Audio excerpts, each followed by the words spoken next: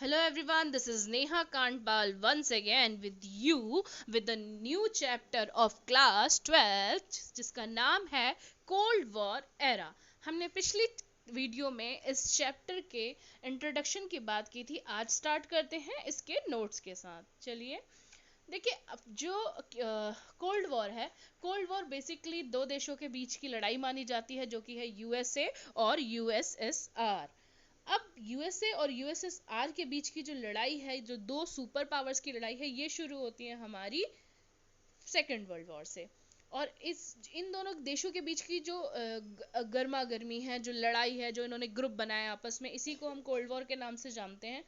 Second world war में क्या हुआ था? सेकेंड वर्ल्ड वॉर जो था, आपको पता है कि सेकेंड वर्ल्ड वॉर को कोल्ड वॉर की बिगनिंग माना जाता है। और सबसे बड़ी बात यह है कि जब यूएसए है और यूएसए ने जब हिरोशिमा और नागासाकी पर दो बम गिराए 6 अगस्त 9 अगस्त को, लिटिल बॉय फैटमैन, तो उसी के बाद से यूएसएसआर और यूएसए के बीच में तनातनी रहने लगी थी, क्योंकि वो बहुत अच्छे फ्रेंड थे और उन्होंने एक दूसरे को बताया ही नहीं कि यूएसए जो है जापान पर बम वगैरह गिराने वाला है। तो यहाँ से उन दोनों की गहमा गहमी शुरू हुई और दोनों के दोनों एक दूसरे के सामने ऐसे खड़े हो गए जैसे कोई दुश्मन सामने खड़े होते हैं।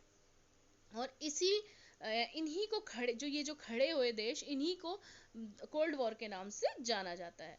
अब हम देखते हैं कि जो कोल्ड वॉर है, अगर हम बात करें, जब कोल्ड वॉर शुरू हुआ था तो सिर्फ ये दो देशों की लड़ाई थी, जो कि था अमेरिका और यूएसएसआर। लेकिन बाद बाद में ये लड़ाई दो देशों की ना रहकर पूरे विश्व की लड़ाई हो गई, क्योंकि अमेरिका ने अपने फॉलोअर्स इकट्ठे करने शुरू कर दिए और यूएसएसआर ने अपने फॉलोअर्स इकट्ठे शुरू कर दिए। तो यहीं से क्या हुआ कि लोगों के बीच की जो मतलब पूरा देश जो है वो दो भागों में बट गया। एक तरफ अमेरिका के फॉलोअर्स और दूसरी तरफ यूएसएसआर के फॉलोअर्स।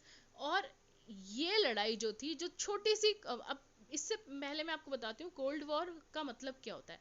आपको हॉट वॉर पता है? हॉट वॉर का मतलब होता है ऐसा युद्ध जिसके अंदर अस्त्र शस्त्र, लड़ाई झगड़ा, खूब मारपीट हो। और इसी के अपोजिट होता है कोल्ड वॉर, जिसके अंदर ऐसी लड़ाई ना होकर केवल मन की लड़ाई हो, जहां पर हम धमकियों से काम चला रहे हो। तो कुछ ऐसी ही लड़ाई थी इन दोनों के बीच में। अब जब इन्होंने अपने अपने ग्रुप्स बनाने शुरू कर दिए, तो उनके ग्रुप्स जो हैं वो धीरे धीरे करके पूरे देशों में फैल गए। अब उनके कुछ ग्रुप्स के नाम पढ़ लेते हैं हम। जब अमेरिका के पढ़ने वाले, जब अमेरिका, क्योंकि अमेरिका नंबर 1 था उस टाइम पे, तो अमेरिका के फॉलोवर्स ज़्यादा थे और अमेरिका की तरफ ज़्यादा लोग रहना पसंद करते थे। और इसीलिए अमेरिका ने 3 बड़ी बड़ी जो है ट्रिटीज करी, जिसका नाम मैं बताती हूँ आपको। फर्स्ट है NATO. NATO means North Atlantic Treaty Organization. Second है सीएटो, यानी कि South East Asian Treaty Organization. और थर्ड है आपका सेंटो। सेंटो यानी कि सेंट्रल ट्रिटी ऑर्गेनाइजेशन। ये तीनों ट्रिटी जो है अमेरिका की है। नाटो 1949 में हुआ और ये सबसे पहली ट्रिटी थी जो कि अमेरिका ने की थी। और ये कहाँ हुई थी? यूरोप में हुई थी। यूरोप जो था वो सबसे पहले बटा, और आपका जो दक्षिणी यूरोप है, वेस्टर्न यूरोप आपका, जो आपका दक्षिणी यूरोप है वो आपका आ गया इनके साथ, अमेरिका के साथ। और जो आपका पूर्वी यूरोप है वो चला गया आपका यूएसएसआर के साथ। और यहीं से दोनों देशों की जो लड़ाई है उसको और आग मिलनी शुरू हो गई, और वो लोग और ज़्यादा आपस में बहुत ही मतलब खुलकर सामने आए। अब ये दोनों देश आपस में नहीं लड़ते थे, इनके फॉलोअर्स आपस में लड़ते थे। और इनके फॉलोअर्स ने जो ये कोल्ड वॉर था, इसको कहीं कहीं पर हॉट वॉर बनाना भी साबित कर दिया, जो कि हम देखते हैं। जैसे कि अब, क्योंकि यूएसएसआर और यूएसए दोनों को ही अपने फॉलोअर्स बढ़ाने थे, तो यूएसए ने तो शुरुआत कर दी थी। अब बारी थी यूएसएसआर की। तो यूएसएसआर ने क्या किया? वारसा नाम का एक पैक्ट बनाया, वारसा नाम की एक ट्रीटी की, जो कि नाटो के अपोजिशन में थी। नाटो का क्या करना था? नाटो का माना, नाटो में 12 देश थे और इन 12 के 12 देशों का एक ही काम था कि ये यूएसएसआर को टक्कर दे सके। अगर यूएसएसआर किसी एक देश पर भी हमला करता है तो नाटो उसे अपने सारे देशों पर हमला मानेगा और उनसे बदला लेगा। और वारसा का काम था सिर्फ और सिर्फ नाटो से बदला लेना। जो भी स्मॉलर स्टेट्स से मिलकर यहाँ पर अपनी ऑर्गेनाइजेशन बनाई, उन्होंने क्या किया, उन्होंने वेपन्स इकट्ठे करने शुरू किए, उन्होंने मतलब अपने आप को पावरफुल बनाना शुरू किया, ताकि आगे चलकर अगर लड़ाई होती है तो ये एक बहुत बड़ा कंपटीशन देशों के सामने बनकर उभरे। और इसीलिए ये जो दोनों देश हैं, इन्होंने अपने लोकल लड़ाई करनी शुरू कर दी। और इसकी जो लोकल लड़ाई है वो बहुत सारी जगह देखी गई, जो कि कोरिया में, वियतनाम में, अफगानिस्तान में, कांगो, शिकागो, बर्लिन, यहाँ पर इन लड़ाइयों को देखा गया। अब कोल्ड वॉर छोटा वॉर नहीं रहा था, कोल्ड वॉर बहुत बड़ा वॉर बन चुका था। और इस बड़े वॉर ने क्या किया था, देश को बहुत डरा दिया था, क्योंकि देश अब ऐसी स्थिति में पहुंच चुका था, अगर लड़ाई होती तो वो थर्ड वर्ल्ड वॉर होती, और बर्दाश्त भी नहीं होती, क्योंकि लड़ाई जो थी वो मानसिक लड़ाई थी, आज हमला हो, कल हमला हो, ऐसा करके सबके सामने ऐसी टेंशन सी बन गई थी। और इसीलिए, क्योंकि वो सेकेंड वर्ल्ड वॉर का हमला झेल चुके थे, इसीलिए बाकी सभी देशों ने सोचा कि अब वो हमला नहीं सहन करेंगे।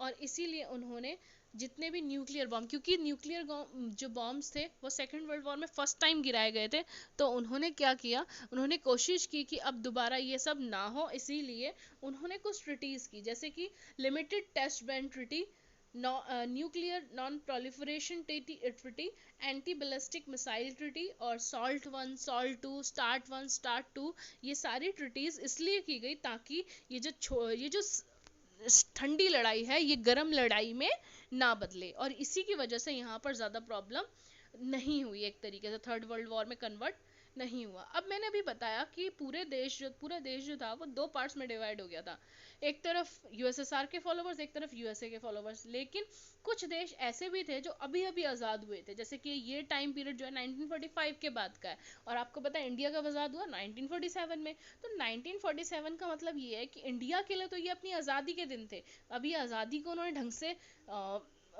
आज़ादी के ढंग से मज़े भी नहीं लिए थे, अभी उन्होंने सोचा भी नहीं था कि आज़ादी मिल चुकी है और अब वो उसको कुछ अच्छे स्थिति पर लेके जाना चाहते हैं। इतने में ही सेकेंड वर्ल्ड वॉर ख़त्म होके थर्ड वर्ल्ड वॉर का स्टार्टअप हो गया था।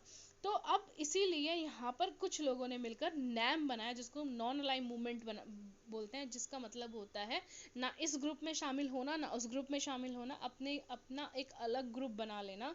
और ये जो है ये बहुत ही ज़्यादा उस टाइम पे प्रभावी रहा, क्योंकि ऐसे बहुत, जैसे दक्षिण अफ्रीका के 15 देश उस टाइम पे आज़ाद हुए थे, और भारत हो गया कि एशिया में बहुत सारे देश थे।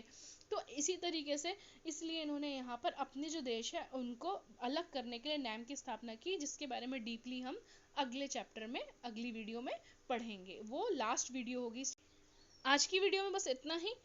और ये जो नोट्स मैंने आपके साथ शेयर किए हैं, इसे अब आपको अपनी नोटबुक में लिखना है, और इन नोट्स में से 10 ऐसे क्वेश्चंस बनाने हैं जो आप बना सकते हैं, और वो होमवर्क आपको व्हाट्सएप पे शेयर करना है, और वो होमवर्क मैं चेक करूँगी, और इसलिए आपको बहुत ध्यान से ये होमवर्क करना है, और इस चैप्टर को ध्यान से घर पर भी पढ़ना है। Thank you so much.